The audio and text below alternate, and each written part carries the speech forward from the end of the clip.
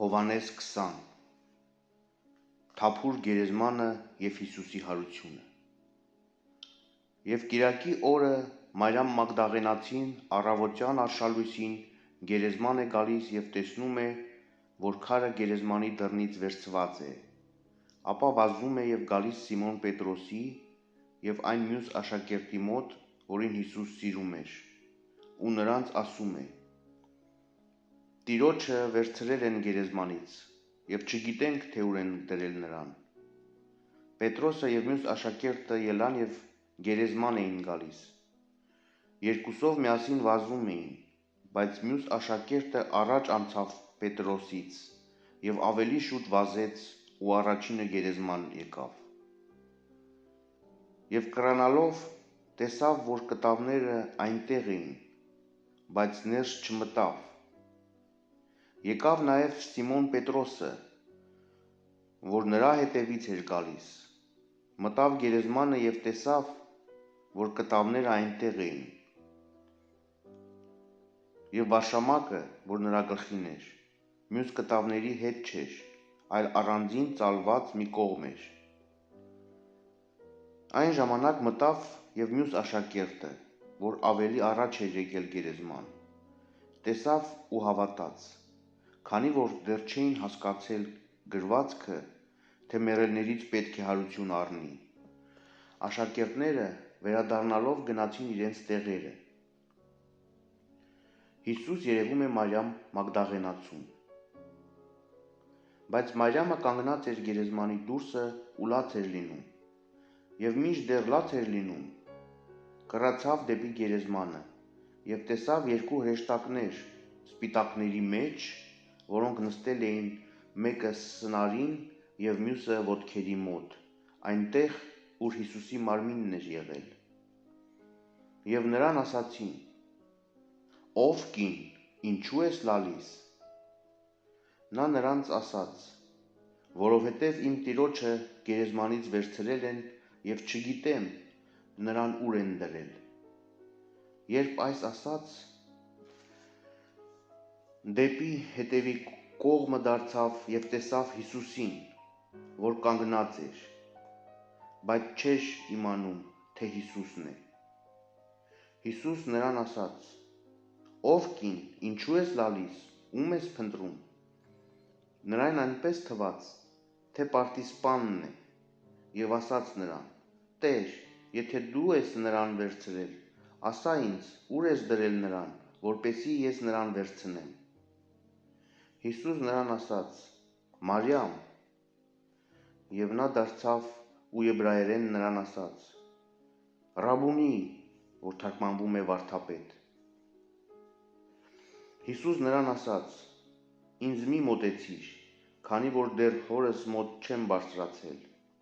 Ուրեմն գնա դու իմ եղբայրների մոտ ու նրանց ասա, որ ես բարձրանում եմ դեպի իմ Հայրը և ձեր Հայրը, դեպի իմ Աստվածը և ձեր Աստվածը»։ Մարիամ Մագդաղենացին եկավ ու աշակերտներին պատմեց, թե ինքը Տիրոջը տեսել է և նա իրեն այս բաներն է ասել։ Հիսուս երևում է աշակերտներին։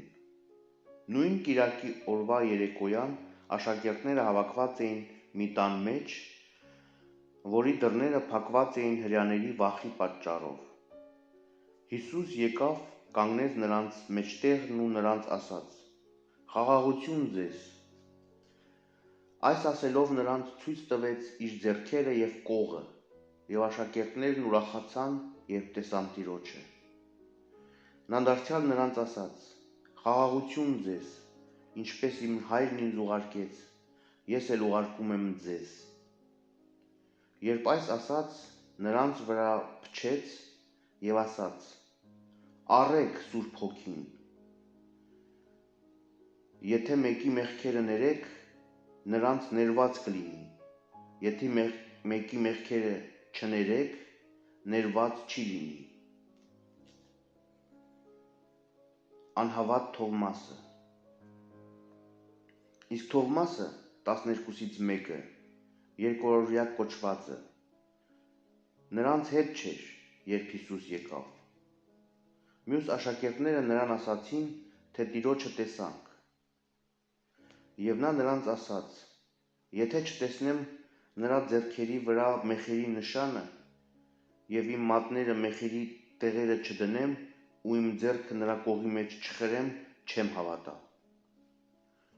8 օր հետո աշակերտները դարձյալ ներսում էին և Թովմասը նրանց հետ։ Հիսուս եկավ փակ դռներով, կանգնեց մեջտեղ ու ասաց.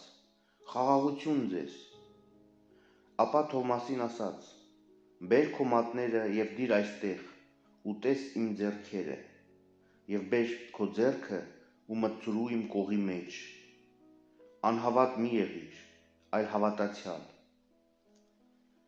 Թովմասը պատասխան տվեց ու նրան ասաց. «Տեր իմ և Աստված իմ»։ Հիսուս նրան ասաց. «Որովհետև դու ինձ տեսար, հավատացիր։ Երանի նրանց, որոնք չեն տեսել և սակայն կհավատան»։ Սույն ավետարանի գրության նպատակը։ Իր աշակերտների առաջ Հիսուս բազում այլ նշաններ էլ արեց, որոնք այս գրքում գրված չեն, այլ այսքանը գրվեց, որ դուք հավատաք, թե Հիսուս Քրիստոսն է, Աստծու Որդին, նաև որպեսզի հավատաք ու նրա անունով հավիտենական կյանք ընդունեք։